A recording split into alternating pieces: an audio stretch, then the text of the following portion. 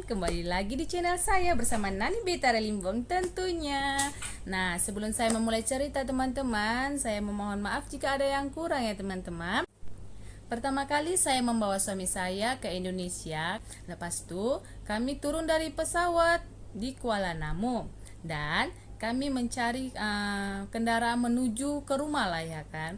Dan melihat di sekeliling Kuala Namu itu sangat ramai sekali. Mari bang, mari bang, mari bang. Sampai suami saya pun masih kebingungan. Nah, di sini saya mau cerita suami saya sangat terkejut. Karena apa? Karena angkutan umum di Indonesia dengan Malaysia itu sangat berbeda. Kenapa saya bilang berbeda? Yalah, karena saya pernah membawa suami saya menggunakan bus tanpa ikon ataupun AC dibilang di Medan ya guys.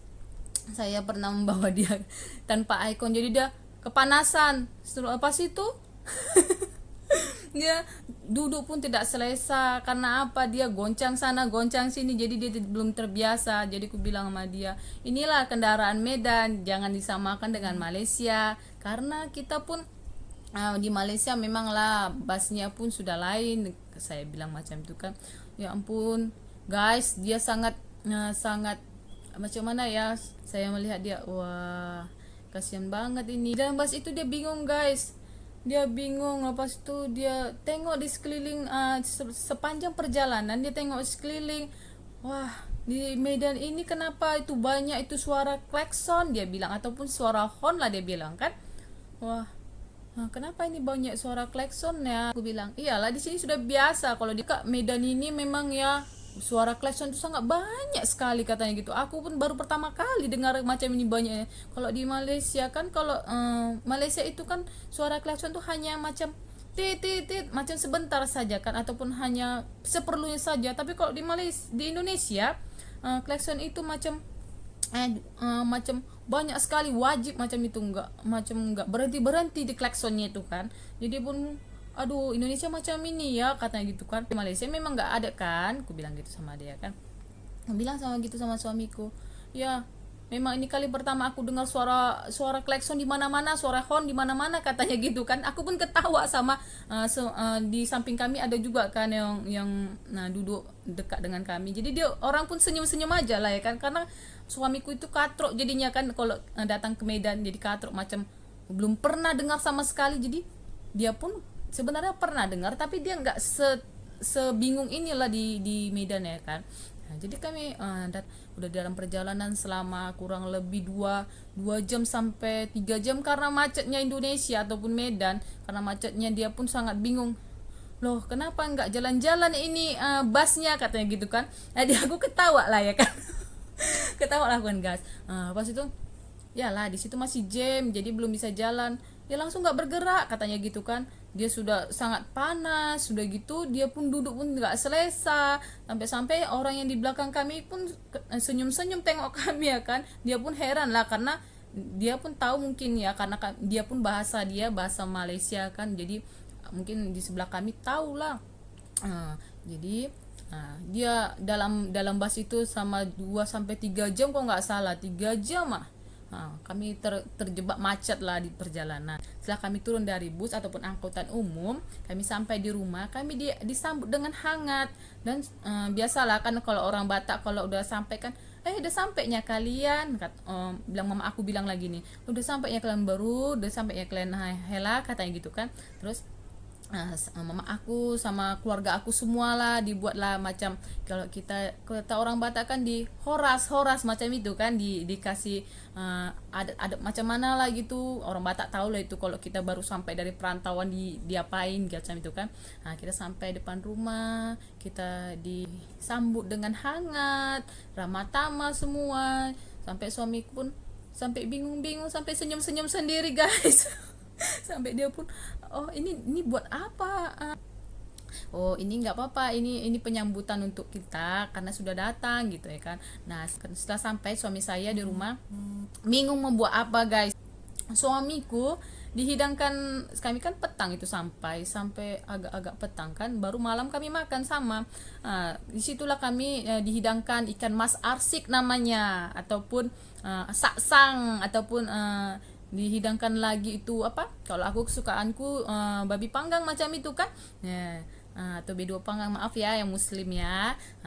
Kami dihidangkan makan makanan itu, wah aku selera banget lah kalau makan macam itu kan, udah dihidangkan baru pulang kampung apalagi masakan orang tua, wah aku senang banget. Dan suamiku pun, ini masakan apa, suamiku pun heran makan ikan arsik, dia belum pernah sama sekali guys, belum pernah, langsung dia tidak pernah. Dan itu kali pertama dia makan ikan arsik, sangat, wah dia tambah sampai dua piring, 2 pinggan guys. Aku pun sangat, wah syukurlah dia mau bisa makan di tempat ini, aku bilang kayak gitu kan. Wah itu memang sangat aku membuat senang lah gitu ya kan. Mama aku pun capek-capek dia penat-penat dia masak, dia pun helanya datang, dia habiskan, dia makan dengan kuat. Wah orang tua aku pun senang kan. Diingatkan orang tua aku takut orang Malaysia nggak tak tahu mau kasih makan apa di rumah macam itu, kok kita bisa biasa orang Batak kan. Jadinya disitulah orang tua pun senang, aku punya suami pun senang. Jadi aku pun syukurlah boleh berbaur mereka, aku bilang itu. Apalagi kan suku Batak dengan Malaysia, apalagi China dengan adat Batak, aduh sangat jauh lah guys. Lepas itu suami aku datang ke Indonesia, ke Medan juga. Dia sangat bingung dengan bahasa Medan ataupun dengan bahasa suku Batak kita. Aku bicara dengan mama aku pakai suku Batak campur dengan Indonesia kan, jadi dia pun itu dia kurang paham. Jadi dia pun, aduh kalian ngomong apa, katanya gitu sama aku kan. Aku bilang, oh ini kami ngomong macam cerita aja, aku bilang gitu sama dia kan. Dia pun pakai bahasa Indonesia lah atau pakai bahasa Malaysia lah, Melayu katanya gitu kan. Oh iya ya, sorry aku bilang sama dia kan. Sampai mama aku pun ketawa, ya belajarlah kau bahasa Batak, kata mama aku lah kayak gitu sama dia. Jadinya muka dia itu guys, aduh bisa kubayangkan guys macam mana kalau kita dua bahasa bahasa yang berbeda, pas itu kita dengar macam blur kan ya guys. Dia pun sama macam itu, sama macam aku juga. Aku di keluarga mereka, aku bahasa Indonesia atau Melayu, dia bahasa Chinese. Aku pun bingung, aku blur, sampai aku pun senyum-senyum sendiri, ketawa-ketawa sendiri, sampai pening aku guys. Setelah itu suami aku punya pengalaman di Indonesia itu, dia bingung karena apa, di Indonesia itu makan nasi terus pagi siang sore dia makan nasi, kami makan nasi terus ya kan. Jadi dia bingung. Sementara kalau di Malaysia itu kadang mie, kadang makan kue, kadang makan nasi itu malam. Itu nggak selalu 3 kali sehari makan di Malaysia pakai nasi. Tapi kalau di Indonesia kan wajib kan guys, makan 4 sampai 5 kali pun kita makan nasi kan guys. Disitulah dia pun bingung. Dia pun agak bisa macam mencari kebiasaan lah. Dia pun mengikuti kebiasaan orang Batak lah. Macam mana orang tuaku hidangkan nasi kah apa kan, dia ikut juga lah. Tapi sampai baru pertama kali itu dia suruh lah, ayolah cari mie atau cari makanan apa gitu kan. Udahlah, pagi-pagi kami pergilah ke tempat kedai-kedai nasi, kedai-kedai mie macam itulah. Aku belilah dia kuah lontong. Lepas itu aku beli dia lagi kuah mie dekat tepi pasar itu. Dia suka sekali, sampai dia pun, wah makanan Indonesia sedap sekali loh, katanya kayak gitu kan. Aku pikir aku nggak bisa makan dekat sini, katanya. Aku pun, mana mungkin nggak bisa makan, sementara di sini makannya sedap-sedap bukan, aku bilang sama dia kayak gitu. Sampai dia pun gelak-gelak. Setelah itu hari keduanya itu aku bawa dia jalan-jalan menggunakan angkutan umum juga guys. Hari kedua itu kami menggunakan angkutan umum. Aku bawa dia macam cari barang jalan lah, macam ke mall-mall macam itu kan. Aku bawa dia ke angkutan umum, kami nyebrang lah ya kan, nyebrang. Pas itu pun, wah dia pun sangat macam belum terbiasa dengan angkutan umum dekat Medan. Jadi dia pun bingung-bingung, ikut aja lah sama aku kan. Ini kita naikkan. Iya kan, kalau angkutan umum di Indonesia itu kan kita naik dari depan kan, jadi bukan macam bus di Malaysia. Dia pun sangat, aduh macam dia mau mengeluh tapi nggak bisa mengeluh gitu kan guys. Jadi ya udahlah, terserahlah mau dibawa kemana gitu kan. Ya udah, aku bawa lah pakai angkutan umum. Dan terakhir kami pulang dari mall, ya udahlah, aku macam kasihan lah tengoknya kan, macam udah udahlah ayolah kita naik Grab, aku bilang kan. Udahlah kami order lah Grab. Nah, tiba dalam Grab itu kami jalan lalu. Pas itu dia bertanya gini, wah, tertib lalu lintas di Medan pun dia pun sangat bingung. Kenapa? Karena di setiap jalur lalu lintas itu sepatutnya ada 2 jalur lalu lintas ataupun 3, tapi bisa jadi 6 jalur lalu lintas. Jadi dia pun sangat heran kan. Patutnya ada 2 macam itu, 2 lain kan, orang pergi atau pulang ya kan. Bisa jadi 6. Dia pun tanya, kenapa banyak kali ini jalurnya itu gitu. Udah biasa di sini, aku bilang kayak gitu lah ya kan. Jadi aku pun ketawa lah, supir pun ikut ketawa kan. Jadi aduh, dia pun jadi macam katrok lah ditengok supir itu. Macam, yalah kalau di Malaysia aku di Medan macam inilah Medanku, katanya kayak gitu ya kan. Jadi aku ketawa sendiri lah. Di sinilah ada cerita lucu guys. Kan biasanya kami di sini makan daging ular. Daging ular itu dimasak udah masak itu daging ular dari sawah. Sini ada kedainya. Kayak kami kan kedai selalu macam kita kalau teringin makan daging apapun ada di situ kan. Kedai-kedai makan macam itu, kedai makan daging ayam, daging lembu, daging apa-apa aja pun ada lah ya kan. Nggak semua sih, macam ayam, lembu, B2 maaf ya, B2. Kebetulan di kedai ini ada daging ular, dan ternyata kami di Medan ini, di rumah kami ataupun di tempat kampung kami itu banyak kan ada yang makan daging ular, dan saya pun termasuk suka juga makan daging ular, tapi karena dimasak betul-betul ya guys. Setelah itu saya try lah, dia suruh makan daging ular, dia takut guys. Tapi setelah saya cicip sedikit, dia tengok saya makan itu daging ular, katanya macam itu kan. Aku pun gelak lah ya kan. Nah, kamu cicip dulu sedikit, aku bilang tuh. Aku kasih dia pakai sambal asam, sambal taruh jeruk nipis itu guys, itu sedap kali tuh guys. Lepas itu aku taruh itu sambal, aku taruh itu jeruk nipis, lepas itu aku kasih itu daging ular itu sedikit sama dia takut. Lepas itu setelah dia makan sedikit guys, wah sedap katanya itu. Yalah sedap macam daging ayam kan. Aku bilang lah macam itu kan. Wah.